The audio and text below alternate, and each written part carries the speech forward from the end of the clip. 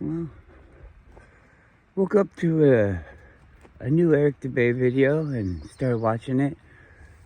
This seems like a fun one. Sorry to be a white guy, but I don't know that much about black people. I mean, I have black friends, but you don't get to pump them for information all too much. I had a friend of mine that I met actually as he sold weed, and I met him through another white guy. I don't think about things like this, so I mean, I'm just saying it this way so that people can get a clearer picture of it. And the white guy was weird, and we didn't really, not like disagree or anything like that, but we just didn't really have anything in common. And I liked him enough, but we didn't become friends. But the weed dealer, like, when back in the day before it was legal, you'd have to kind of keep it on the down low. And so you'd be meeting people at places and have to hang out for a while. And so it doesn't look like a transaction. And we'd sit there. We wouldn't necessarily smoke or anything, but we'd sit there and, hey, what you been up to, man? And we'd talk to each other.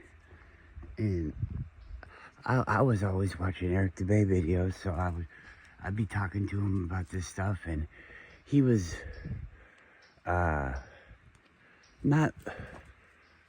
he wasn't against it, but he hadn't heard of it, and or what he had heard was like that it's stupid, and I never really was like, so are you a flat earther now or anything like that? I don't know. He might still be the way that he was. He might still live on a planet. Who knows? But we got along good. We never hung out away from our situation. But the conversations would get to be like maybe an hour long. Where it's like, hey man, I gotta go. Hey, it was, for me, it was fun because of the circles. You see, he's a good guy and I'm a good guy, and we're just in totally different circles because of the way we look. It just separates us. Our parents don't hang with other people that look different than them a whole lot. They do, but maybe not a whole lot. And there is always that family, where I don't think it's really a big deal. When I talk to, you see, I get in a lot of arguments with my mom about this because I think it was a big deal for her and her generation. Come on, Guru, hurry up. You're like, I gotta hurry, okay? I'm hurrying, Dad.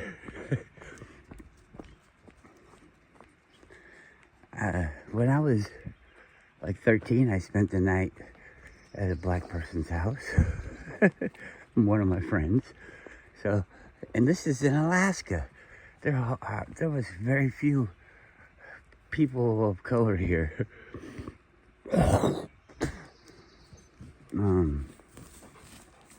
Anyways, I don't think about it that way, but it is neat because they do have a different,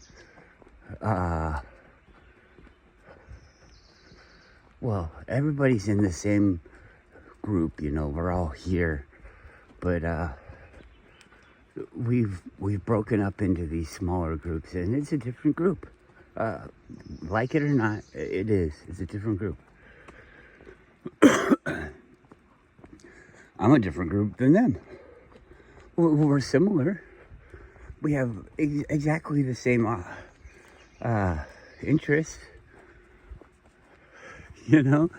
But this whole coming from a different scenario, and who the fuck is the one that put that scenario down in place? I don't think we even really care that much about people looking different than us. We like it, don't we?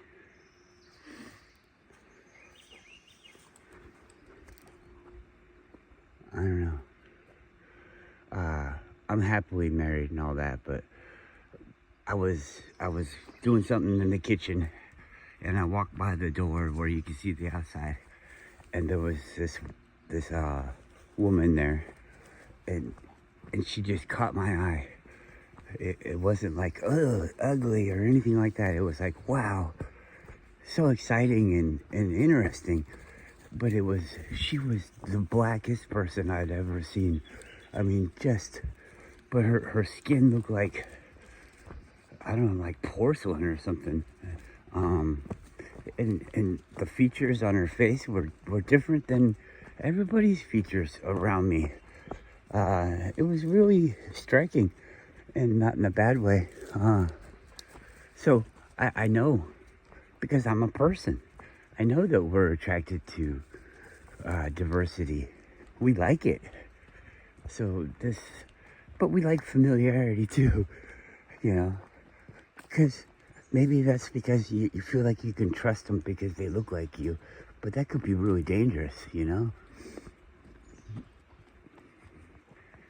All right.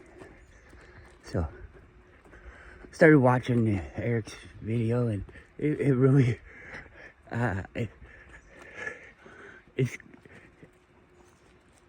it's funny because I don't think about this stuff, but it is this way. I mean, it is a thing. It's not like it's not true, but he's kind of like a white guy talking to a black guy. We've got these differences. Oh well. It feels like we're working them out. I don't know. Maybe the world isn't. But the more you let the world go and do an individual thing, you can make these better choices. I have a major problem with this soul trap stuff. And over the years, I've really enjoyed Eric Dubay's company over the internet. Just like what the guy, the black-white guy, is saying. You talk to him so much, it's like, you know that you're gonna get a response. You don't even question it. I would write, I don't know, maybe other people saw this too, but I was like a few months ago, maybe a year ago, when you look at your little name up there, your icon, I was in the top commenters section, and I got the most hearts from him. He reached out and interviewed me, and he interviews people that know shit. I was like, the guy that, hey, here's a guy walking by, let's ask him. And yeah, it was really cool. I didn't ask for it. It wasn't like he was hounding me or anything. It was he's gonna do this thing, and he wanted somebody comfortable. You know, I wasn't gonna try to catch him up or anything. You know, I just wanted to connect. It was super awesome. And but then it and I don't think this was like planned by him or anything like that, so I don't have any bad ideas. But then it was like so many people came and it was all so fake. It made me see all this stuff in a different light, and I really didn't like it. And I don't think Eric likes it either, but I think he goes along with it because it helps to flat Earth. I actually think that that's why he does it. I don't think it's for money. I think if any kind of money is made during the thing, I think it's realistically put back into the furtherment of his ideas. And I feel like he's devoted in his life for the sharing of his understanding and the knowledge that we all can achieve. When I think about knowledge, I think it's really kind of funny because everybody can have it. There's no like secretive thing, but there is. People are in there trying to make it like a secret. Like, oh, you can't know the stuff that I know. That would make it so that you wouldn't do everything that I said. You wouldn't listen to me. You could do it all on your own, I guess, is the thing. And then they don't get to charge you. I got my bug spray on, but man, I can feel mosquitoes are so fucking aggressive. They land on you so hard. They weigh nothing, but they could easily just land on you and not do anything. But they come in and they go, wham, wham. It might be something to do with the way that they stick that sticker in you. Like they come in,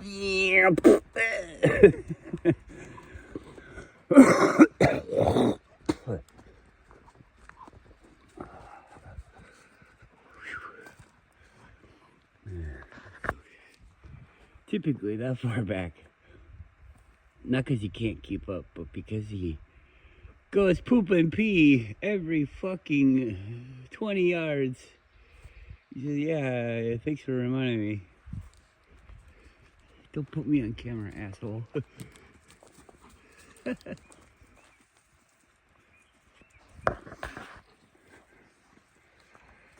But this soul trap stuff, it really bothers me.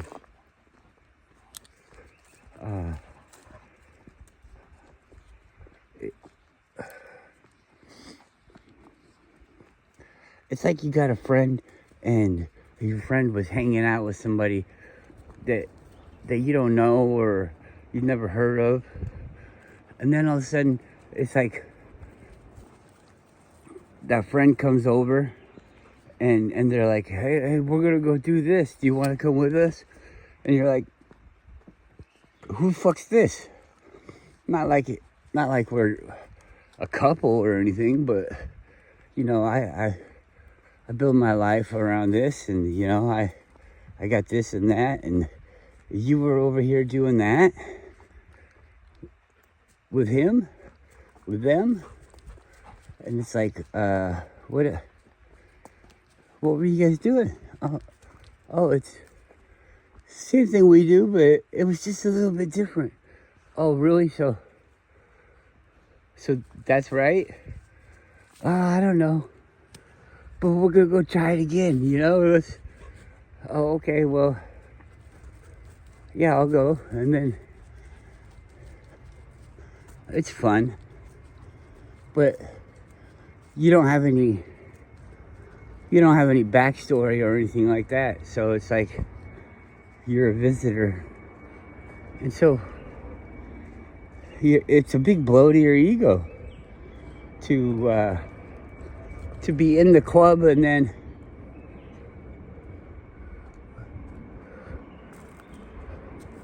the club just moves and you don't get to just move. You just have to reinsert yourself into a new club or a new way of thinking or something. I don't know. And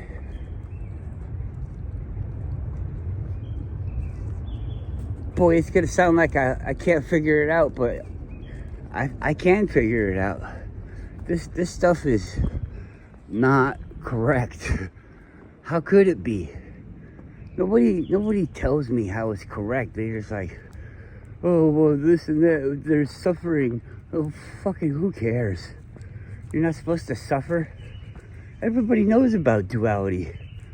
Well, you want to change this place, and wait a second. Who the fuck are you? You're a fucking meatbag.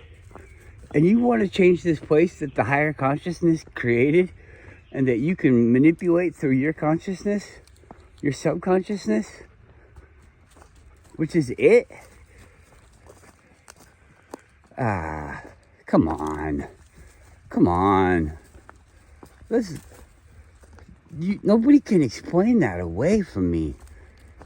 Well, what do you think this is? I mean, if you don't believe in your subconscious or your conscious or whatever, I know that you're probably a Christian and you probably believe in your soul. And that's what you think they're going to be eating or whatever, milking your soul. All those things, all the milking and all that using, those are activities being done here in this game, in this story, in this exercise, in this, Mad Lib. And I was talking with my mom, and I think that there is every story. Maybe I just jumped out of my story and I'm in the wrong story. Or maybe I've already beat that story. I don't know. Maybe I've played that story so many times I'm just tired of it. I want to break. But all the different dimensions are different choices that you could have made. It's a different aspect of the story. This is a massive choose your own adventure book that has infinite numbers of choices, and the stories that you build just by making different choices can be totally, vastly different. Like if I was to manifest something into my life right now, that would create a different dimension, or it would jump to a dimension that was already created that where I did that. I think if time is infinite, then that means that it's already been. Because how would you know that it's infinite if it hasn't been going forever already? And so we've done every fucking scenario. Now we're playing the hit list. So I don't know. Also, I think if you control like your feelings, the way that you see things,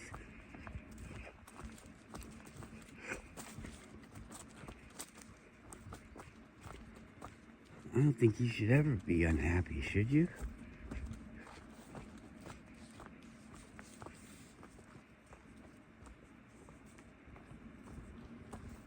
I kind of feel like I'm doing it wrong when I'm unhappy. I get unhappy. I'm just thinking out loud. I'm not telling you how to be.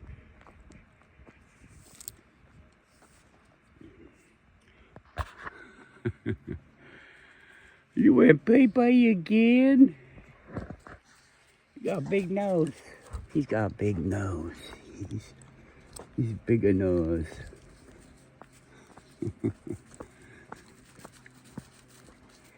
Well, I feel like now I'm going to just start rambling and repeating myself. So unless we see a bear or a moose, I'm gonna turn this off here. What do we got? 1950. That's when my mom was born. Uh-oh. It's getting to be where you know all the security questions. But I never use the setup ones. I was like, they're like, create your own security question. Oh, okay. And then my question is like a riddle in itself. You don't even know what it's asking. So I'll get to the, I'll have to use it sometime, and I'll be like, who the fuck wrote this question? This is weird. Then I'll remember, oh yeah, you did. Then you have to get yourself into your head.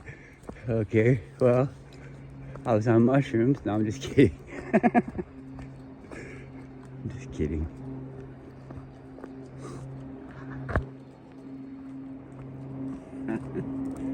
Sometimes things pop into my head where it's like,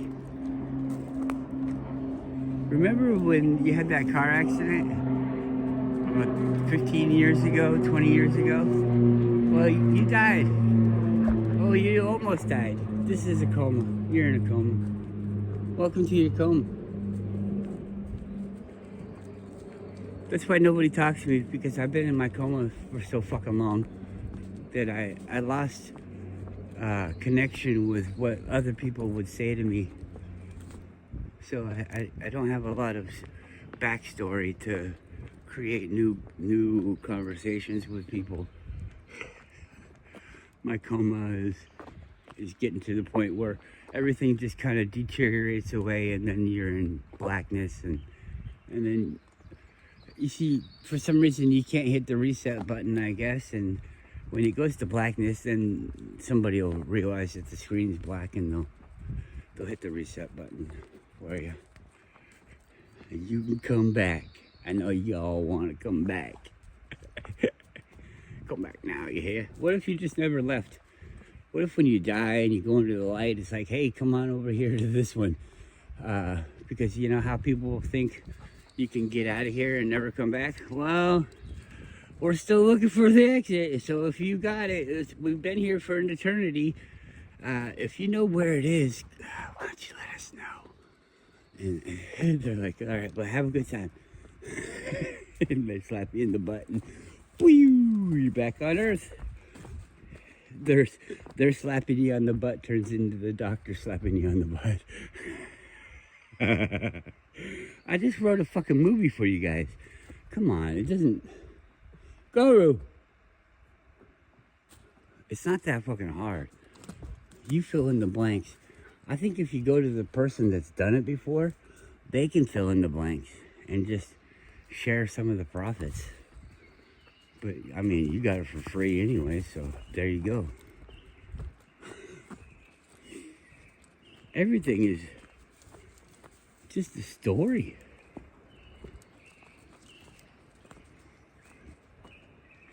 I get kind of upset, I realized, describing this to people that I've already described it to so many times. It's like, why do you refuse to hear what I'm fucking saying? I don't know.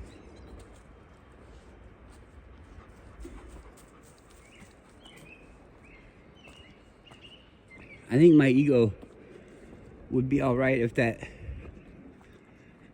stuff just went away. Or if somebody, I mean, if you could tell me that I'm wrong, show me how I'm fucking seeing this wrong. I'd love it, because I can adjust with the way that I see the world. If you give me the truth that leads me there. But everything is already figured out. I don't get it. This new thing is worse. It's worse. It's like, ha ha, we own you. They're sucking you. And you can't do anything about it, and you can't ever test it, and nobody can tell you that it's worked. What if it's like, you know, when you get the gas, you get that poisonous gas in the hole, and everybody goes in the hole to go get the guy that was in the hole, and they're like, as soon as I smell the gas, I'll just turn around. They smell the gas and they fall down. And then they're dead. And then somebody else comes down, we'll go get Bill. And they go down and they go get Bill. And now they're dead. I'm gonna go down and I'm gonna get Frank. And they go down and they get Frank, and then they're dead. Everybody just keeps going down the fucking hole because they care about their friends and co-workers or whatever the fuck's going on. And everybody ends up dead. Go figure.